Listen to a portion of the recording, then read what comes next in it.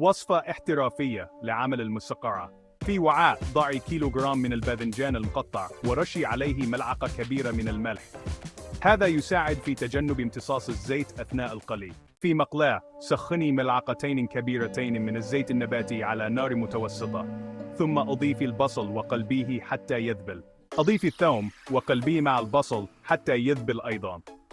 أضيفي عصير الطماطم ونصف ملعقة صغيرة من الملح، الفلفل الأسود والكمون. حركي الخليط وغطي المقلاة، ثم اتركي الصلصة على النار حتى تغلي وتتسبك. في قدر آخر، حمي الزيت على النار وقلي الباذنجان حتى ينضج ويصبح لونه ذهبي. صفيه من الزيت واحتفظي به. أضيفي الباذنجان المقلي والفلفل الرومي إلى صلصة الطماطم وقلبي جيداً. اتركي المقلاة على النار حتى يغلي الخليط مدة 10 دقائق، ثم ارفعيها عن النار وقدمي المسقعة على السفرة. يمكن تقديم المسقعة بعد تحضيرها على النحو التالي: قدمي المسقعة في طبق التقديم.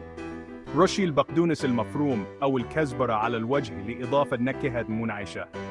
قدمي المسقعة ساخنة مع الخبز العربي أو الأرز المطهو.